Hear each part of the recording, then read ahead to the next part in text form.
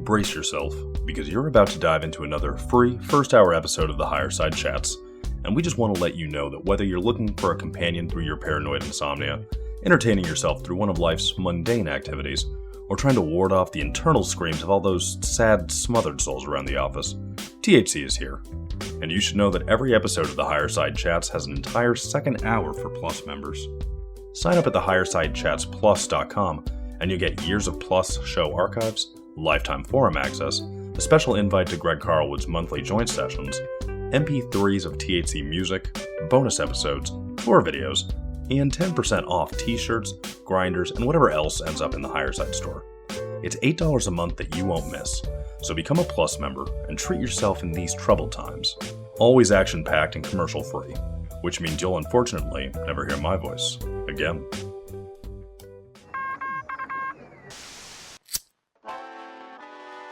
In the 1930s, President Franklin Delano Roosevelt addressed the nation through a series of radio broadcasts known as the Fireside Chats. His aim was to reassure the common man that our society would recover from its troubled times. Well, we're far from 1930, and I deal with a different kind of fire. For a new era of worldly frustration, we offer a fresh conversation. I'm Greg Carlwood, and these are the Higher Side Chats. Ladies and gentlemen, boys and girls, children of the revolution, let me just say today is a real treat, and I rarely do this sort of pre-show, intro thing anymore. But I am today just to let you know we did have to deviate from our normal 2-hour format a bit on this one. Dr. Pollack is in the midst of several professional and personal situations that demand attention, and I feel lucky to have spent any time with him at all. But I asked if he'd come talk to me, he asked if we could make it an hour, and I said if you can meet me in the middle at an hour and a half, I can make it work without stretching things too thin, and he was kind enough to agree. So we have more of a 45-45 split rather than 2 hours.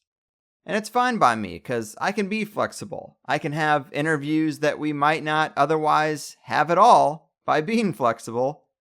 And the things we get into today, once we get past the introductory stuff, is, to me, really fascinating and honestly surprising. Big thanks to our friend Shamangineer for bringing some pretty advanced and exotic questions to the table, because they did open up some pretty wild doors. And the subject of easy water and its behavior, as well as its role in the body and how important it is to just understand in the context of health, it's so revolutionary that we could have easily spent the time just trying to explain the 101 stuff, and I didn't want to do that. There are countless interviews with Dr. Pollack that do, and he's got several great presentations you can find online, and that is all important context. Of course, his book, The Fourth Phase of Water, is about as good as you could ask for. It's well illustrated, it's in a sort of casual textbook format, and it gives you all the data from all their experiments and everything you'd want to know about this structured water. And we first heard about Dr. Pollack's work in Shamangineer's Water Alchemy episode, where he pulled together some of the best paradigm-busting, holistic, fringe science, we should say, I guess, for lack of a better term. Maybe rejected natural science, or so mind-blowing the system can't take it science, whatever you want to say. But I've been thinking about it ever since, and I see these conferences Dr. Pollack speaks at.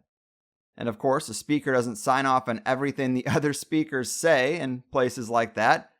But I would just say that the spirit of Nikola Tesla and Victor Schauberger and mineral alchemists and ether physics advocates is very much alive today.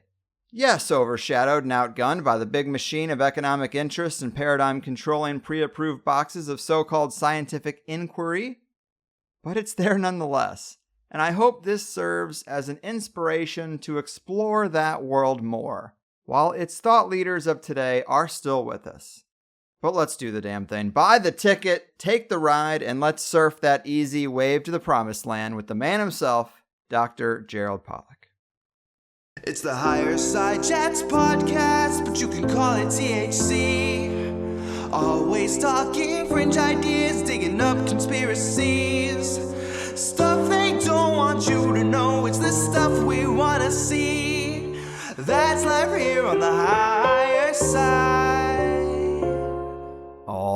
right, Higher Side Chatters, how we doing out there from sunny San Diego? I'm Greg Carlwood, and as we all know, the world is awash with mysteries and damn near magical qualities that bright minds throughout history have tried to highlight, only to be pushed to the margins of their disciplines and oftentimes the margins of society itself.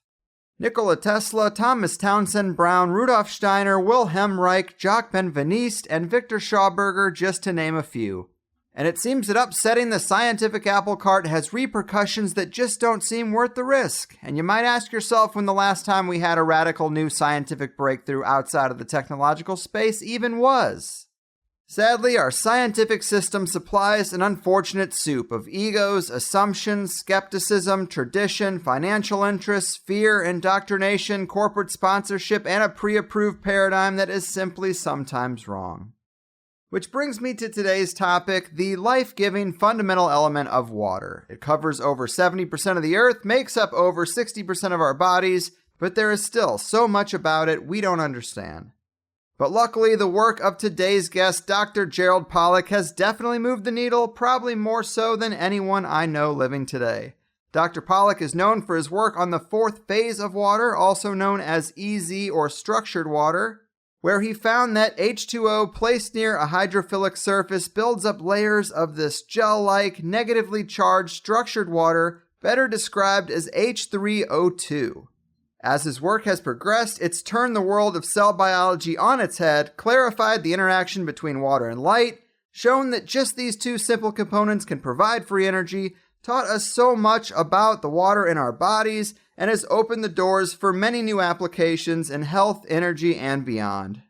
You can find Dr. Pollack maintaining an active laboratory at the University of Washington in wet and wonderful Seattle. He's also the founding editor-in-chief of Water, a multidisciplinary research journal, director of the Institute of Venture Science, co-founder of Fourth Phase Inc., and the founder of the annual conference on the physics, chemistry, and biology of water. We can't forget he's also written some very impressive books like Cells, Gels, and the Engines of Life, Water and the Cell, and of course, the ever-popular fourth phase of water, Beyond Solid Liquid Vapor. It is a true honor to have him here today to quench our intellectual thirst, so bend the knee, folks. The scientific activist extraordinaire and the structured water sage himself, Dr. Pollack, welcome to the Higher Side. Oh, thanks so much, Greg, for your ultra-flattering introduction, which surely I don't deserve. But anyway, thank you. I'm flattered. Well, it was the least I could do. I mean, this is a real treat to have you here. Thank you so much. Your work has come up with a lot of previous guests. It's simple yet complex and has a whole Pandora's box of implications. And I thought maybe we could start with a little Water History 101. A big part of your book, The Fourth Phase of Water, talks about this checkered past, polywater, the water memory debacle, as well as the scientific culture that doesn't make it any easier to have these sorts of breakthroughs. I think that's all useful context for people. Can you talk to us a bit about this history for the uninitiated? Yeah, sure. I'm happy to do so. So you earlier mentioned polywater and also mentioned Jacques Benveniste, who was responsible for water memory. And those two issues, they're really interesting, and they really do represent the concepts that you opened with about the difficulty that people have with ideas that run counter to the mainstream view. It's highly problematic. And those two debacles, which I'll tell you about, created an atmosphere that led scientists to shy away from water because these two led to the destruction pretty much of two careers, and then many people thinking, oh, if these two giants in science were destroyed that way, what about mere mortals like us? And so people were really nervous about dipping their toes into water. And so a lot of people stayed away from it, and water became a non-field. It's unimaginable that a substance so critically important for life, at the center of all life, is a field that essentially didn't exist. It's beginning to change now. So let me back up and tell you about those two. The first one was the so-called polywater debacle. And it took place, it actually started in Russia when someone came to the Moscow laboratory, Boris Deryagin. And Deryagin was considered to be the most prominent physical chemist in all of Russia. And Russia had no shortage of physical chemists. Russian science was quite advanced, but he was, you might say, the chief. People looked up to him. And someone came to his laboratory and demonstrated to him the very kind of peculiar observation that if you put water into a thin capillary tube, clean, obviously, and water that had been vaporized and condensed, so it shouldn't contain any contaminants, and together they studied that water, and Deryagin began to become interested. Obviously, he was a super famous and well-recognized scientist, and he noticed that the water, after it got inside that thin capillary tube, changed its properties enormously. It had a different boiling point, different freezing point. The density was different, and every property that they measure was different. And he thought that this was a kind of existence of maybe another kind of water, type of water, phase of water, whatever.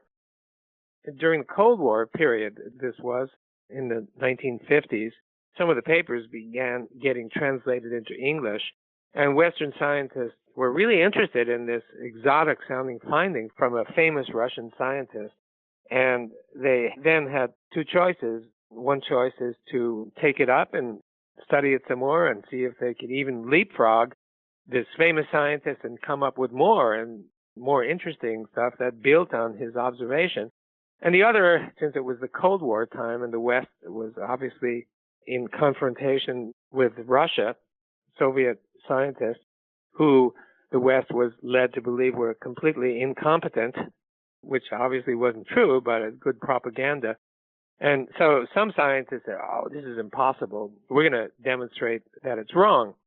And so one group went ahead, and there was, in fact, a lead article in the journal Science. It was called Polywater, and it was about this particular finding. And the authors thought that this was really interesting, believed it was true. And they said, you know, this kind of water that Deryagin found, it behaves more like a polymer than a bunch of independent molecules. So in other words, the idea is that the water molecules were somehow linked together in a way, forming a polymer. And therefore, they decided to call it polywater. And that's how polywater got its name. Meanwhile, the press got hold of this, and some of the people were expressed a kind of nervousness because one idea was that since this is a polymer, if you throw it in water, the water will continue to polymerize into one big solid mass, and life would be extinct. So this kind of journalism was very provocative, and I think it inspired some scientists to look into it to demonstrate that, in fact, it was really wrong. And the first one to do so, the one that made the real impact, was a group, I'm sorry, I can't remember where they were from, and they repeated the same experiment, and they found out that the so-called pure water was not really pure, that when it was in the capillary tube, it would leach some of the silica. In other words, the glass is somewhat soluble, and some of those molecules were found inside the water. And they wrote a paper saying that this is all nonsense because the water that was considered to be pure water was not pure. It had contaminants from the glass itself. So that was devastating for Deryagin because a lot of people, again, thinking that Russian science is not to be paid serious attention to, and therefore they were relieved to find that this is all nonsense, fortifying their view that the Russians don't know what they're doing. And then what really put the nails in the coffin of polywater was a group, I can't remember, I think it was from Australia.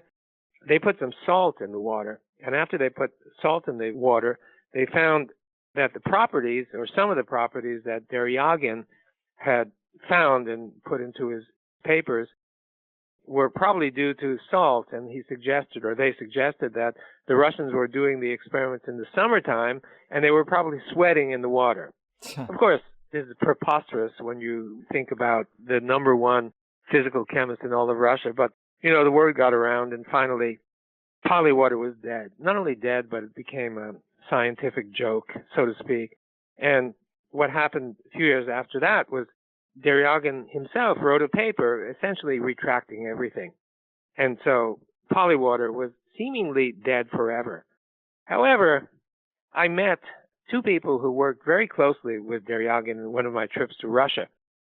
One of them was his last postdoc, and the other one was a guy who's head of a sister institute right near the one that Deryagan ran in a town called Pushino, which is a science city. These guys were both directors of different institutes, high-level guys. And my friend had coffee, vodka, whatever with him practically every evening, and they would discuss science. And they both independently told me the same story, that Deryagan was pressed by the Soviet government into admitting that he made an error. Because by putting the blame on him, the blame was therefore shifted from the Soviet government. They were very sensitive about these kinds of issues, shifted from the government to this one scientist, and they were relieved of all so-called responsibility. So he was in the hot spot, and I guess he didn't have too much choice, because his choice was either to write that retractive paper or probably find himself somewhere in Siberia. He knew quite well about the situation. So that was the first. And of course, many scientists, not knowing what I just relayed to you, thinking that a scientist of such stature could make such a blunder, led them to kind of shy away from doing any kind of research into water. That attitude held for 10, 15 years or something like that. And then along came Jacques Benveniste, and you know about him, but I don't know how much your listeners know about Jacques Benveniste. To some, he's a hero. To others, he's a villain. Mm-hmm. And Jacques, at one time, was absolutely a hero in the area of immunology. He became very famous in France after doing a stint, I think in San Diego for a while, and became famous for some techniques, immunological techniques that he developed. And he came back to France, and he had a laboratory of something like 50 people, very major scientist who was connected with so many other important people in France and throughout the world. And along came some guy who I believe was a homeopath and wanted to demonstrate something to him in the lab. So Jacques had been working with certain cells that secrete histamine, and if he would expose those cells to a solution containing antibodies, the cells would secrete. And this guy came along with a background in homeopathy. He said, I can take your antibodies, and instead of using them as you use them, concentrated, I can dilute them and dilute them and dilute them until effectively there are no antibodies left, only the water that held the antibodies, and I can get the same response. And Jacques' response was, I don't believe it. However, being an open-minded guy, he said, well, I've got this big laboratory. There's a space in the corner. Why don't you take that space and show us your results? And the guy proceeded to do these serial dilutions with shaking in between, the same as essentially as the homeopaths do, diluting and diluting and diluting to the point where essentially only water remained, the water that had been exposed to the antibodies. And they did the experiment, and voila, it worked. He got the same result. And Jacques was flabbergasted by this, and they continued to do experiments, pretty much the same as what happened to Deryagan, who became entranced by the guy who came to his laboratory to demonstrate an experiment. So, having obtained a positive result, he thought, well, where should I publish? And the obvious answer was, well, this is so important that we're going to publish in Nature, which still is, I guess, Nature and Science being the preeminent scientific journals. So he sent in a manuscript, and what came back from the editor, John Maddox, actually Sir John Maddox, was a kind of blistering letter saying, we're not even going to review this because if you're right, everybody else is wrong, and I refuse to believe that everybody else is wrong. Therefore, we won't send it to the reviewers even for their consideration. So, being an astute guy, Jacques Benveniste thought about it and decided, well, instead of fighting with the editor, the best thing to do is to ask a bunch of colleagues to repeat his protocols exactly and see what results they get. And Jacques obviously had friends around the world, and recruited them, and it turned out that by repeating precisely the same protocols, they got the same result. And they sent it again to Nature with multiple authors. And they said in their paper that they couldn't do it every time, but the number of times they could get the positive result was easily, highly statistically significant, despite an occasional failure, which they didn't understand, but it was real. So what came back is much the same response. It doesn't matter how many people repeat it, it can't be. And obviously, this is not the sort of thing that endears scientists to the editors of scientific journals. It's just incredible to receive a response like that. And by the way, the stories I'm telling you are in books and journals and such, and there's more detail there, but it's just so interesting. So finally, there was a lot of push from, in Paris, there are quite a few homeopaths, and they recognized Jacques Benveniste as being their hero because he demonstrated that what they do on an everyday basis, these dilutions to produce homeopathy, that he demonstrated, this famous scientist, demonstrated that it actually works. And they're justified in the kinds of things that they do. So the feedback got back to London, the headquarters of Nature, and they were under a lot of pressure to do something because they certainly didn't want the reputation of being arbitrary and rejecting a paper simply because it didn't agree with the status quo. So they made a compromise, and when I visited the late Jacques Benveniste, he showed me, he said, I got a call right on that telephone right there from John Maddox, and he said, I'll make a deal with you. So what's the deal? The deal was, I'll publish your paper in the next week's issue of Nature. However, I'll do it only under the condition that you allow a committee of peers, scientific peers, to come to Paris from wherever and look over your shoulder and see what you're doing and then report back to the readers of Nature. So Jacques agreed. I guess you'd agree and I'd agree. We sincerely have some findings, and we don't mind somebody coming and watching us doing the experiment or doing it themselves. So he agreed. Several peers would be coming to his laboratory. A few weeks later, they came. So who was on the committee of peers? The first was the editor himself, who had an axe to grind. The second was the amazing Randy, a magician of the highest order, who is famous for debunking the tricks of other magicians. It was obvious they were thinking of some kind of trick or some kind of cheating, and they brought him along because he's expert at finding out what the tricks are. And the third one was a guy named Walter Stewart. He came from the National Institutes of Health, and they have a group there that investigates fraud in science, and he was in that group. So by the makeup of the committee, this was not exactly a committee of peers, but a commando committee to figure out what kind of trick or what kind of fraud was being perpetrated. And so they came to Paris, and the first meeting, or the first demonstration, I should say, the technician who consistently did the experiments again and right in front of their eyes, and it worked just exactly as they had reported, positive result. The second day, the same technician did the experiment, and there was a kind of little trick played by the committee. They themselves coded each one of the vials, and only they knew how to decode, and when they finally decoded, it still worked. And the third day, Walter Stewart from the fraud department at the scientific division or something of scientific integrity, what it's called. And this guy did the dilutions, and when he did the dilutions, they didn't get the expected result. And so they huddled in their hotel, and they decided that, well, it's obvious, since the French, when they do it, they got the so-called correct result, but when it was done by one of the visitors, they got the opposite result. And so despite n equals 1, they decided that it must be some kind of fraud, some kind of trick, which they couldn't find out, by the way. Kind of surprising, because this is James Randi. The amazing Randi is probably world's leading expert on debunking the tricks of other magicians who are pretty deft at doing what they're doing, and he was unable to figure out what was going on with Benveniste.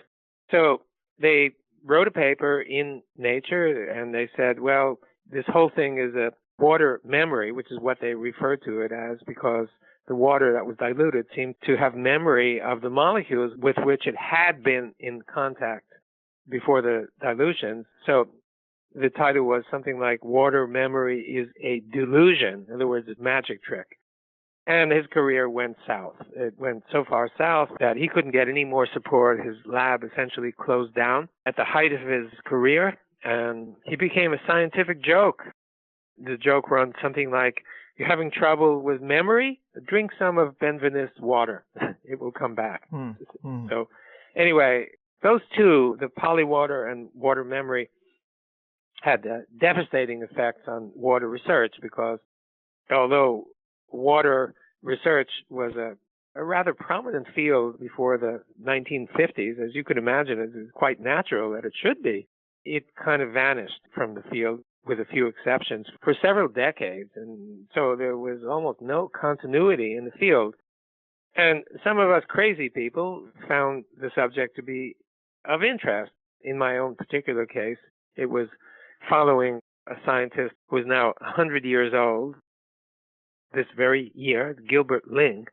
For me, starting my career in the field of muscle contraction with nobody coming to the realization that water, being 2/3 of muscle, all the theories ignore water, and the theories are based on proteins alone, on how they interact to produce force and motion, presuming that the water doesn't exist. It's like proteins in a vacuum.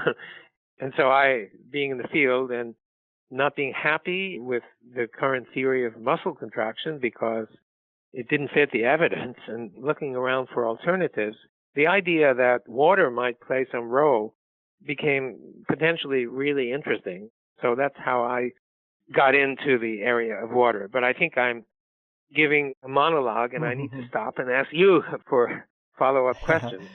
No worries, no worries. That's an excellent breakdown. Clearly, people have had hunches about water, and there being some properties worth exploring, and the result hasn't been great for them when they've taken a peek. But, of course, that brings us up to kind of your work and the fourth phase of water. And so the three phases of water that we learn about in school are pretty easy to see in everyday life. Are there places where people can look to see this negatively charged gel-like fourth phase to maybe help their understanding of it? How do you break people in? How do you break people in? It's a good question, and I'm tempted to respond by saying that it's possible to take that water, which is kind of like a liquid crystal. It's not quite as solid and not quite a liquid. It's like a gel. And we're now able to actually repeat what an Italian group has done, and that is make a solid of it. You can take that water, extract it, dehydrate it by some standard technique, and what you get out is solid, easy water. And you can see it, you can touch it, you can play with it, you can do what you want. So it is tangible. Now, that's not the easiest way to deal, because you need the right equipment, and it's rather demanding to do those experiments. But that is you might say, a glib answer. You can touch it, feel it, look at it. It looks like a kind of thread, a kind of golden brown color that winds itself around. And we're beginning to explore the properties of it to see if it has the same properties as the original that exists more naturally. So how do you introduce this to a person who knows nothing about it? And one thing I could say is that your body is filled with it. So we all learn that our body is 2/3 water. Actually, it's not. It's the fraction, the percent diminishes with age. So newborn might be 80%, 85% water by volume. The embryo probably even higher. And as we get long in the tooth, the volume percent of water tends to diminish. And when you get to be my age, it's probably down to 70% or even 65% or something like that. So we keep getting progressively dehydrated. But most of the water that's in our body is not ordinary H2O liquid water. It's the fourth phase of water. How do we know that? Well, there are many reasons. I guess I don't want to go into all of the different reasons because it takes too long. But let me just summarize by saying anyone who's gone through high school biology who has played with cells, giant cells or tissues, and inadvertently cut open one of them. So if it's a liquid, you expect it to pour out. Just like a balloon that's filled with water, you puncture it and all the water comes out. But the water doesn't come out of the cell. A little bit may leak out, but the rest of the water inside the cell remains as it was. So it's not a liquid, and certainly it's not a solid because you can compress the cell.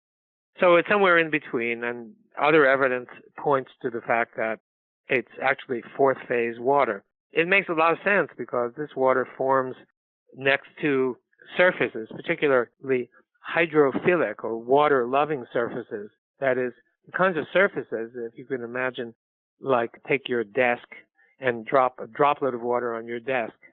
If the water spreads out, then it's hydrophilic or water-loving. If it beads up like Teflon, then it's hydrophobic. And this phenomenon doesn't occur next to hydrophobic surfaces, only next to hydrophilic. Not everyone, but most of them. And your cell is just totally packed with hydrophilic surfaces. All of the proteins and the other macromolecules that fill your cell, the solids are roughly 70% protein. There are nucleic acids and other solids. The surfaces of these that abut the water, they're essentially all, except for small pockets, hydrophilic or charged surfaces, that just the kind of surfaces that organize the water into this fourth phase. So that's one point of recognition, that this fourth phase is not merely a laboratory phenomenon or peculiarity. It fills your body, and also fills the body of all animals and plants as well. I'm not suggesting there's no H2O in any one of them. There is, but it's mostly easy or fourth phase water. Mm-hmm, mm-hmm. Yes. Does that help? It definitely helps. I think that's a great primer. Of course, I don't want to get too fundamental because then we'll never get to the advanced stuff, but it is good for context though. And your studies, of course, as you said, show that water in our cells is not simple H2O, but rather this EZ water, and also that simple sunlight can increase the EZ zone or the layers of EZ water between the bulk water and that hydrophilic surface. And infrared and ultraviolet light in particular are helpful in growing this EZ zone or the layers of it, which is why it's good for us to get out in the sun and why infrared saunas have such health benefits. But can you elaborate on this relationship between EZ water and sunlight in general? Sure, happy to do that. It's really important because, first of all, I just want to straighten out something that, IR, infrared, and ultraviolet definitely have effects, but the effects are different. And in the case of ultraviolet, it actually, we found experimentally, it doesn't expand the exclusion zone, but we have preliminary, not conclusive evidence that when you add ultraviolet light, it gets absorbed by the fourth phase, and we think it increases the negative charge contained in the fourth phase or in the EZ, as you say, the two are equivalent. So I just wanted to straighten out. But let me go back to light, effective light. So the first thing to mention is what we're talking about is very similar to the first step in photosynthesis. You know, in the first step of photosynthesis, light is absorbed, and the light splits the water, step one, into H plus and OH minus. This is well known to be the first step in photosynthesis. It's also what we've observed, and that's the start of the action with light. So I just want to make a point before going on that what we've observed in water is very similar to what people know exists in photosynthesis, where light breaks the water into negative and positive components. So it's not really so exotic. It's almost predictable because plants are mostly water. So if what happens is known to happen in plants also happens in water that we've seen with other hydrophilic, next to other hydrophilic surfaces instead of, say, chlorophyll in plants, then it's reassuring that there's precedent for it. Okay, so we couldn't figure out at first where the energy came from to build this zone. So the zone is negatively charged, typically, negatively charged, with an equal positive charge beyond the zone of the fourth phase or the EZ. So it's like a battery. You have negative, and the negative is built from those OH minus units that can build up to form. It actually forms a hexagonal structure, all those OH minuses linking together in some way, maybe beyond the scope of the conversation because I need to show some diagrams. But it's a battery that forms. And batteries have energy, but you can't create a battery from nothing. You need to put in energy, just like charging your cell phone battery. You plug it in, and then you can use the battery again. So the principle applies to everything. And in order to achieve this kind of separation of charge or battery-like effect, you need energy. But we can figure out where on earth the energy came from. It took us a while. And also, the EZ is ordered. This is an ordered phase. It's the best we understand. It's a stack of hexagonal sheets that form adjacent to the hydrophilic surface, one sheet built upon another. So this is highly ordered. If you start from chaos, like ordinary H2O with molecules randomly disposed and bouncing around a huge number of times every second, there's not much order. So if you go from disorder to order, you also need to put in energy. It's a fundamental thermodynamic principle that if you want to create order out of chaos, you need to put energy. So both that and the battery, recharging the battery, both of them require energy. So where on earth does the energy come from? So we were scratching our heads for 2 or 3 years because it had to come from somewhere, but we couldn't figure it out.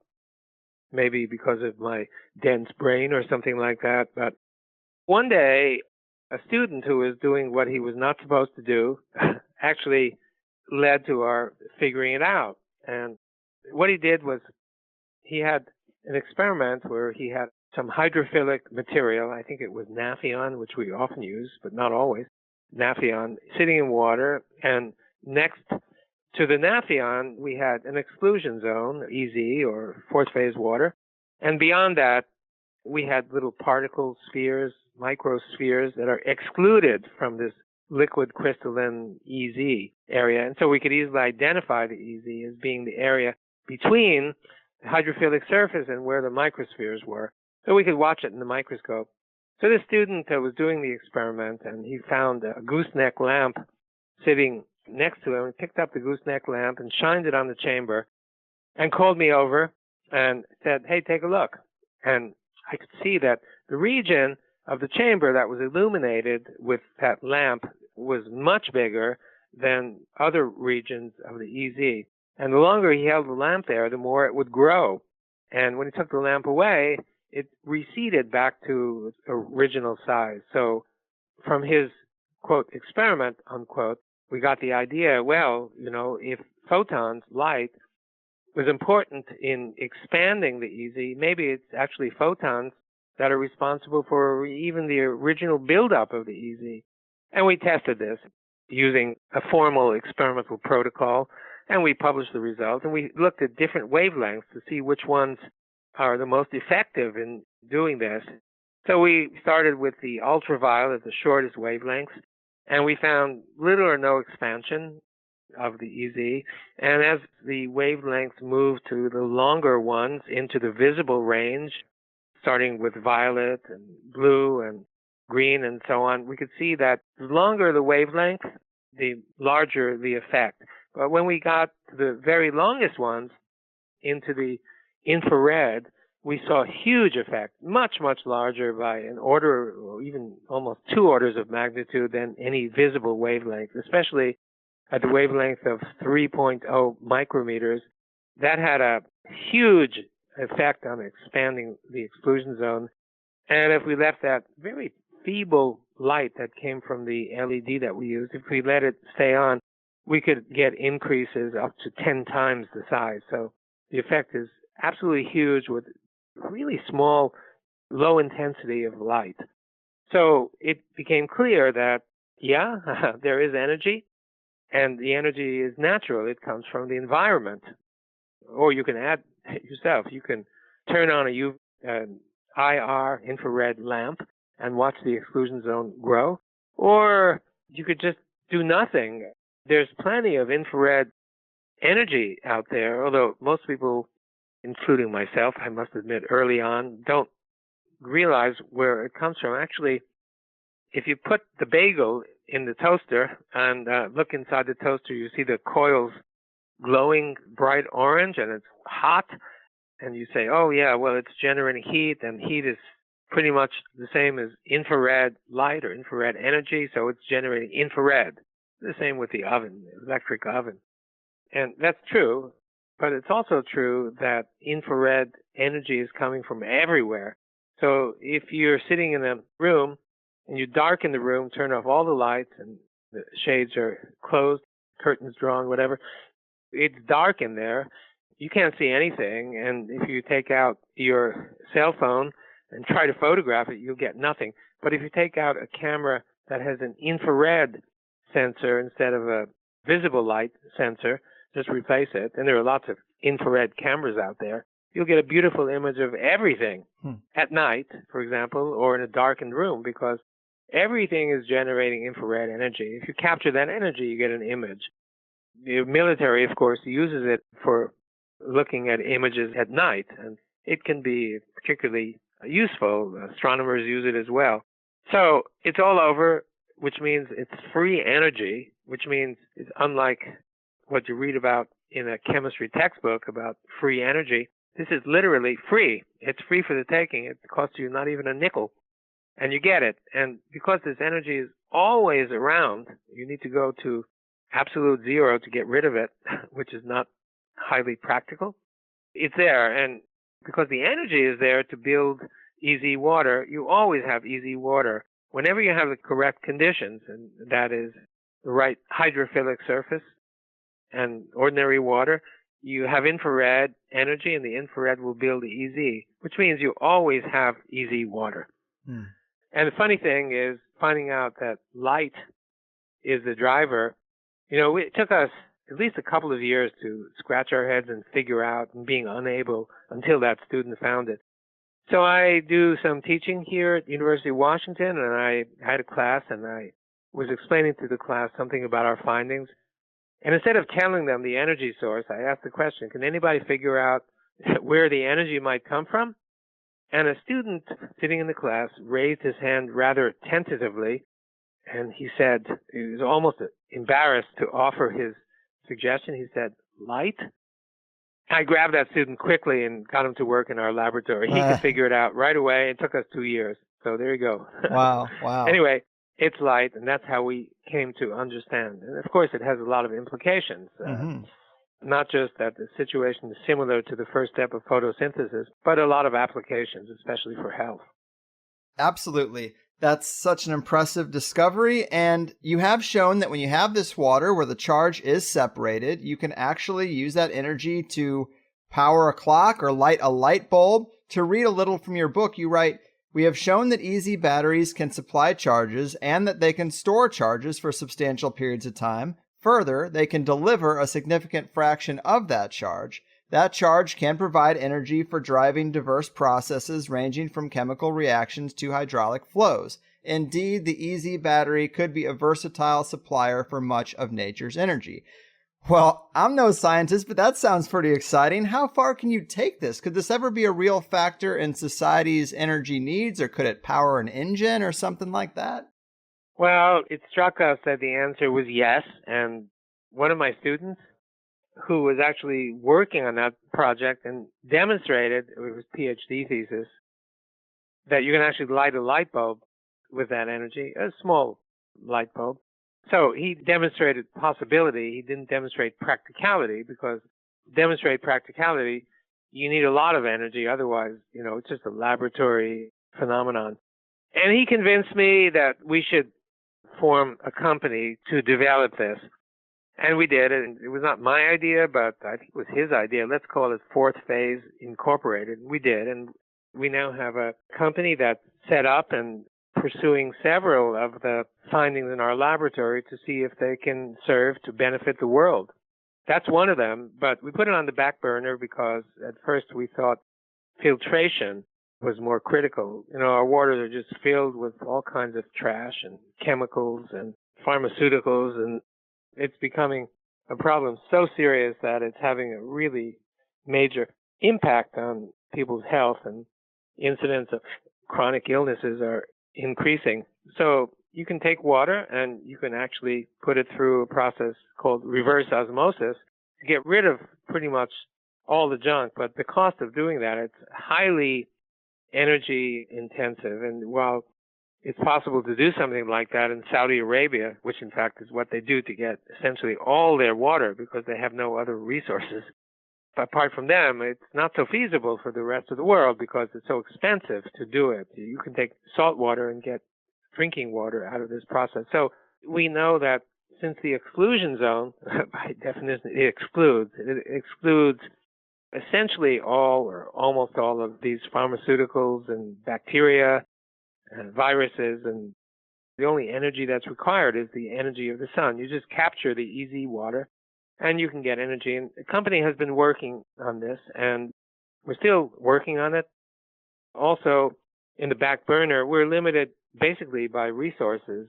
We're looking for more investment. There's such a bright future for this, but in order to do it, to hire the people to make it happen, you need the right personnel. So we have some, we need more, and we need more investment because there's so much that has come out of our lab that can be exploited for societal use, to the benefit of society. Also, drinking water, the water that contains EZ in it as a reasonable fraction of the drinking water, also has health benefits because this EZ water is essential for cell function.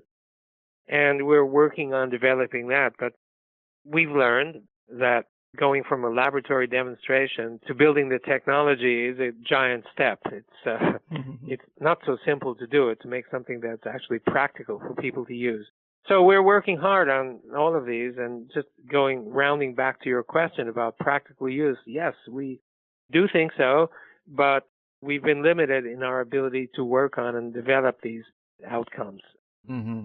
We're looking hard for investment. We have a really wonderful board, which includes, I'm not sure if you know Robert Kennedy Jr., who's done so much for various health issues, and he's on our board, and several other people, including our distinguished CEO and the company, people who know their way around. But we're now trying to build our investment to make some of these things happen. We're really excited about it. Mm. So the answer is yes. I'm sorry, I gave a long answer to a short question. Practicality, we think so, and we're working on it. Yes, indeed. And well, here's an interesting one. So you found out that water in a hydrophilic tube can kind of flow on its own. The negative charge pushes it along without any kind of pump, really. Maybe this is the mechanism behind blood flow in the body, more so than the heart being the sole pump. But that knowledge alone could be used to do something like maybe upgrade our entire plumbing infrastructure. I guess in a perfect world, we would have hydrophilic vortexing pipes that can absorb sunlight above the ground as they flow. I don't know. I mean, I'm sure there's huge infrastructural possibilities there. That's really creative. You touched on so many issues. And let me first just respond in a practical way to your hypothesis about using it in major pipes to promote flow. I think it won't be practical for that, although I might actually be wrong, because the driving phenomenon starts at the hydrophilic surface. And if you have a narrow tube, the hydrophilic surface is a major fraction of the opening in the tube, of the lumen. It might be 10, 20% of the diameter. And it works beautifully in situations like that if the tube material is hydrophilic.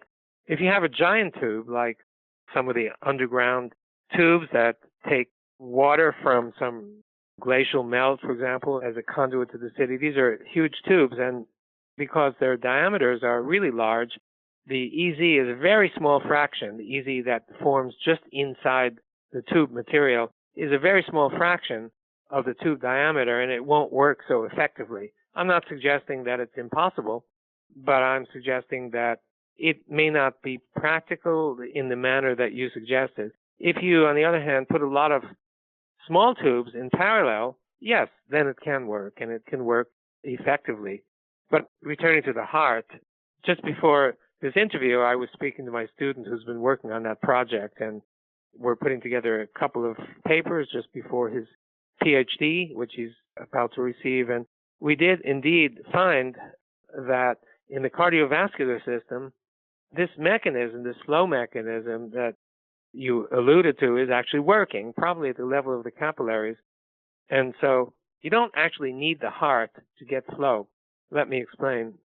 there have been experiments, not only my student doing it, but people, maybe 4 or 5 different investigators over the last half century have published papers demonstrating that if the heart is either blocked or stopped for some reason, the heart is not functioning, the blood flow doesn't go to zero. Something else is involved in persisting flow.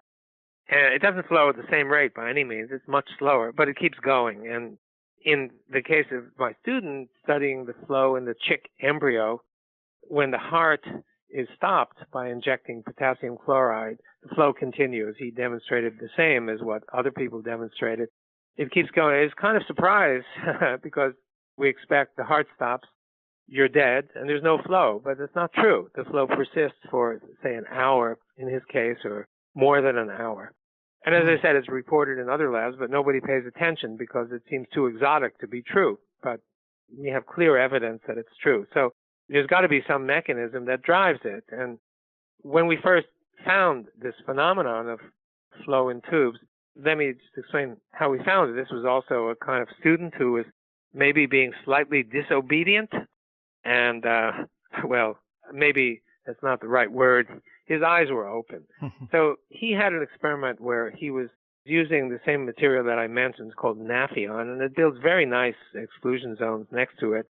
And we found that Naphion comes not only in the sheets that we had used, but also as tubes. So it's like a straw, and the material is made of Naphion. And his job was to look in the microscope and see if he put this tube in water that contained microspheres, could he actually detect an EZ? And we expected an EZ as an annular region just inside the tube, inside the wall of the tube, and just outside the wall of the tube, running along the length. And he could confirm that, but he found something else. I distinctly will remember that day because it's unforgettable to me because of the magnitude of his accidental discovery. So I'm sitting in my office, same office from which I'm speaking right now. I had a visitor. I can't remember who the visitor was, but obviously it must have been a kind of non-impacting visitor, otherwise I might have remembered. And I was sitting and talking, and the student comes barging in. And usually the students don't do that. They have a modicum of politeness, especially if I'm sitting with somebody else. They'll poke their head in or something. But he came in, and practically in the middle of a sentence, I was talking to the guy. He said, I just discovered something, and I thought it's important enough for me to tell you. So he goes on to tell me, he said, the tube is sitting horizontally at the bottom of the chamber, and he's looking inside the tube with a lens of a microscope, and he said, there's flow inside the tube, and the flow just keeps going. It won't stop. And I thought this might be important. I thought if this is really true, and we checked it out the next few days, and it was clearly true. If this is true, it's really important because, usually, in order to have flow inside a tube, you need pressure. Typically, for example, your heart is developing a pressure which pushes the blood through the tube, through your large arteries and such. But he found in these narrow tubes, he said the flow is no pressure gradient, no difference of pressure, no high pressure at one end and low pressure at the other, as you'd find in the cardiovascular system. But the tube is just lying there horizontally, and he's looking with the microscope, and the flow just continues. We could have it going for up to a day and a half before it slowed down for reasons that we actually understand. But I thought, if it's really true, since you need energy to drive flow, and we know that the water is absorbing energy from the environment, as I pointed out a few moments ago, this could be confirming evidence that this energy that's coming, and it really does come and it really does get absorbed, and is actually put to use in some way because it's driving flow. So I was really excited about this finding. And then I went to Russia to see a colleague of mine after we had found this and studied it, and we found that, again, light was the energy that was driving this because we had more light, we got faster flow. So I went to visit my friend Vladimir Vyakov at Moscow University, and as I went to his lab, the first thing, he's an old friend of mine, first thing is, I want you to meet my colleague in the next laboratory. And the colleague in the next laboratory came over, sat down with his assistant, and they started talking to me. Unfortunately, I couldn't understand the Russian, but it was translated by my friend. And what they were telling me is that there's a big problem in the cardiovascular system. And I'm thinking, what kind of big problem can there be? I did my PhD thesis simulating the dynamics of flow and pressure in the cardiovascular system, and quite arrogantly, I thought we had all the answers until I spoke to him at greater length, and he convinced me of the serious problem within 15 minutes. So what's the problem? The problem is that the capillaries, the smallest capillaries in healthy young adults, the diameter is 3 to 4 micrometers, and the red blood cells that need to pass through are 6 or 7 micrometers. So it's kind of like stuffing a basketball through a narrow hoop. You got to push it through, or as I like to say sometimes, it's like stuffing up your toilet. And in order to drive the stuff through to clear your toilet bowl, you need to get a plunger, and you need to apply a lot of energy to kind of push and push and push, and finally it clears. The situation is pretty much the same in the capillary, and it looks like Mother Nature screwed up, because no engineer would do such a thing as to have stuff that's twice the diameter of the tube. It just simply doesn't work. And he said, we calculated how much energy is required. I don't know if his calculation was right or not, but he came up with something like, if the heart were fully responsible for doing all this pushing of the blood through the small capillaries, the heart would need to develop something like 1 million times the pressure that it develops. And even if he's off by a factor of 10 or 100, it's still a very, very major problem that you could see intuitively as an issue. And then actually, if you watch the flow through the capillaries, we've done that, you don't see any pulsatility. It looks like the flow in the capillaries is smooth and steady. It doesn't go, push, push, push, like to the rhythm of the heart. So it seems disconnected. And so he said there's got to be something else, that's some other energy is driving the flow. And of course, immediately, despite my jet lag, I could think, we just saw in the laboratory that you could get flow through tubes, and the energy that's required is energy from the environment, from light, especially infrared energy. And I'm thinking, maybe this applies. And so I spoke to my student who still didn't have a project, and I explained to him that this is a possibility, that maybe this flow phenomenon that we saw in the laboratory could be driving the flow in capillaries, and it's dependent on infrared energy. And inside the body, there's lots of infrared energy coming from all the metabolic heat develops. Or you can add some from outside too, either way. And that could be put to use for driving it.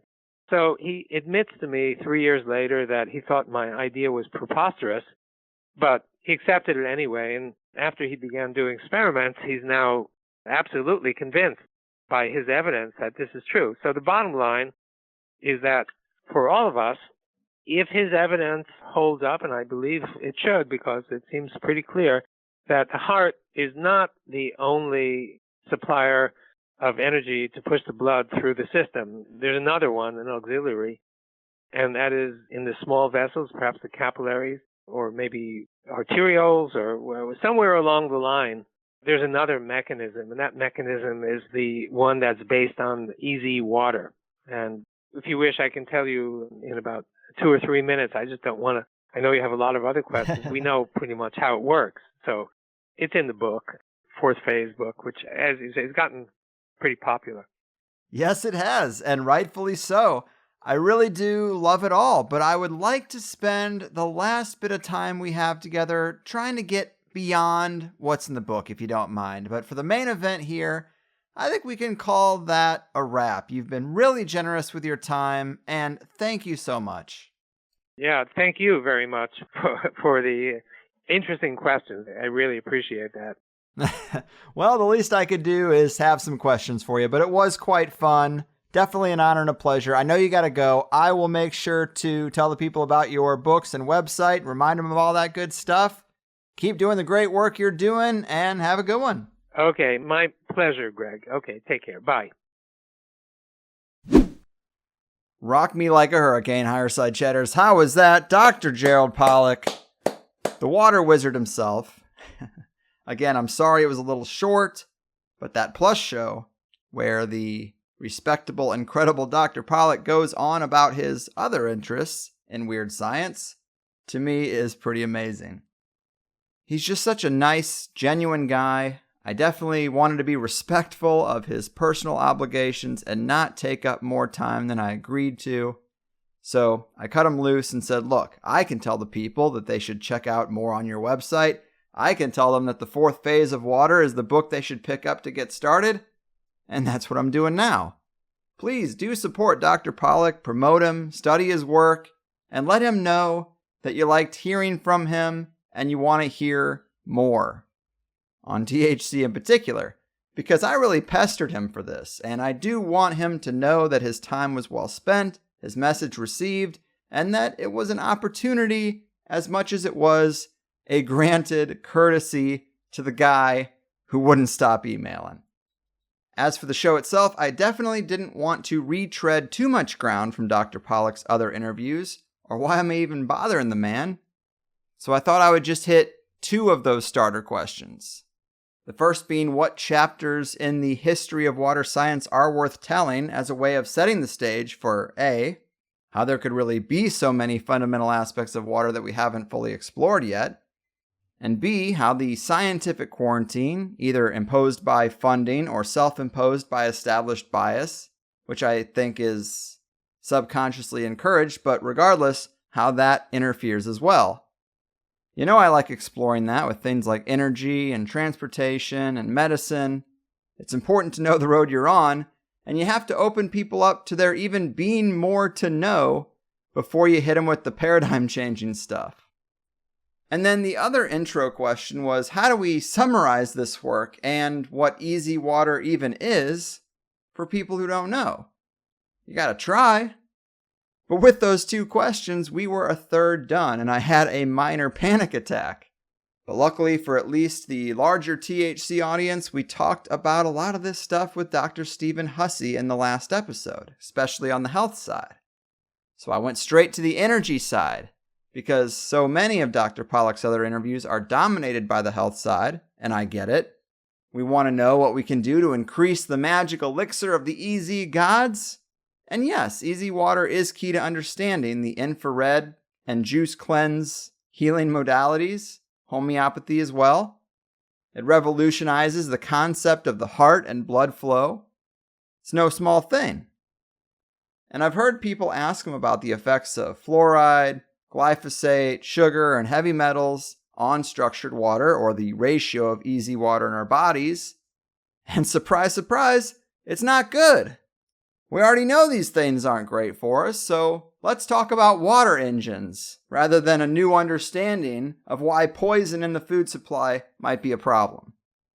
But I do find it all to be pretty revolutionary and great evidence that supports the elegance and importance of our natural holistic systems over the cold, mechanical, AI-controlled cookie-cutter life of mundane numbness. And I'm sorry the Plus show is so juicy and so private. Obviously, that's how we do the show, and the nature of a conversation is that it gets deeper towards the end, not the beginning. But in the Plus show, Dr. Pollack talked about the Earth's net negative charge and how we might use that, and primarily Shamangineer's deep questions on cavitation, water transmutation, and the work of Mark LeClaire, and also flight, electrostatic, and rotation. And I think you know what we're getting at there. But yeah, sign up for THC Plus if you want to get the full show. Not just this episode, but every episode. We don't do sponsors or networks or any of that. It's just me and you, baby. But just to touch on a few things I've heard Dr. Pollack bring up in other interviews that are interesting, I've heard him talk about the Hunza people. They live in a fairly isolated area of Pakistan in the Himalayas. But the stories are that they can easily live to be 120, sometimes 150. They don't get cancer. Women can get pregnant in their 60s, 70s, 80s, some even say 90s. They have a well-established shamanic tradition, as a side note, but they are also living off glacier water and apricots largely. I've also read that they drink this water that is so high in mineral content it's almost thick. Well, gel-like is a structured water descriptor, and I'm sure this is a huge piece of their longevity increasing lifestyle. People might also know Dave Asprey from Bulletproof Coffee. I interviewed him here way back in the day, but he is a big Dr. Pollack fan as well. And we know that bubbles increase EZ because around each one is an EZ layer, and that becomes another reason why this Bulletproof Coffee thing seems to increase health. Because blending it with butter is a part of that process. Homeopathy, a big part of that process, is shaking it and creating bubbles. Something is up here. How much of our sick society and crippled immune systems could be healed with this information? Of course, validation from the system is only so valuable, but get this man a Nobel Prize. I don't know, but I find myself just staring at a glass of water now, holding my drink up into the sun's rays, even for just a minute. It's probably psychological, but we know the power of the mind. But just as the keto diet centers around getting your body to process fats as energy instead of carbs and sugar, Dr. Pollack has also talked about this breatharian movement. Nassim Haramein, as popular as he is, claims that he's gone years without eating. And maybe this structured water context can explain that. The documentary on it is called Eat the Sun. Well, Dr. Pollack has explained this system as a sort of human photosynthesis. And I'm pretty open to it now, that a person can sustain themselves on high, easy water content in their bodies and sunlight. I don't want to live like that, though. I'm still an American, damn it. But guys like Dr. Pollack are the ones that bridge the gap between academia and the alternative. He mentioned Dean Radin in the Plus Show. Dean Radin's latest book is titled Magic is Real. I mean, we are at the gates of the dominant of wider inclusion, and it feels fine. Big thanks to both Dr. Radin and Dr. Pollack, and all of these 1 foot in, 1 foot out folks who are willing to go full weirdo with someone like me on a show called The Higher Side Chats. It's not good for anyone's image, and they're comfortable and confident enough to take the chance. So I try really hard to make sure they leave feeling just as comfortable and confident. But I hope you liked it, and I hope you pencil some of this stuff in on your reality map. Get yourself a copy of The Fourth Phase of Water, give it to your teachers, give it to your kids. Alternative thinkers love to promote their ideas, and with shows like this, I try to give you better data, better information, stuff that can actually push us forward more than an angry, shaking fist ever will. So go to pollacklab.org. Maybe I'll see you at the conference in Germany next year. Or if you want to donate any kind of money to research, I would avoid the bottomless pits that have formed under all the various conditions we can get from our backwards lifestyles, and I'd put a few bucks into something like Dr. Pollack's Institute for Venture Science. Let me just read its mission statement from his website. The Institute of Venture Science was founded in 2013, and Gerald Pollack is the founding executive director. The IVS funds scientific inquiries into high-risk, high-reward theses that challenge conventional thinking. By virtue of their break with ideas that may have become more traditional than forward-looking concepts, these fresh challenges may lead to fundamental breakthroughs in understanding. The IVS identifies the most promising ideas that challenge prevailing paradigms from each selective thesis. It will simultaneously fund multiple research teams working independently in various nations around the world. Funding multiple laboratories increases the likelihood that the challenge will bear fruit. This is how we break the quarantine, right? So, respect the man, and thanks for listening. But I hope we don't mind too much a slightly shorter show that I think packs a punch of higher than average potency. I should say that I do have an extra 1 hour plus bonus show in the works, so you'll get that when it's ready and end up with more than the usual paid extra content, so be on the lookout for it. Also, I should say that our joint session is going to be on the 20th this month. Man, this month is flying by. That is Monday. So please come and join me for a little digital hang. But I gotta get out of here. I'll catch you next time. Your move, dark sorcerers of the scientific quarantine and promoters of the cold, mechanical, materialist mindset. Your fucking move. Oh no, you see, the world isn't random, it's attached to puppet strings, control over everything. The 9 to 5 is trying to steal ya. Now don't that job seem silly? Hello, can you hear me? Or should I play back recordings from some spying agency? Wish we were younger and free. I'll be thankful when it's all exposed, the vast conspiracy. There's such a difference between us and the damn rush hours. Hello from the higher side. They're calling out 1,000 crimes. They'll tell you the story of everything that's been done, and they'll call out deception of the web that's been spun. Hello from the higher side. The earth is hollow inside.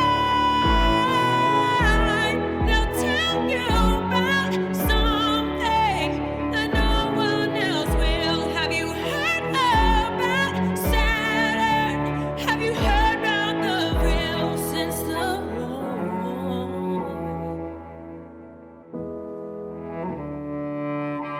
Oh no, they're cartoons. It's so typical of me to talk about this stuff. I'm sorry, that's good and well.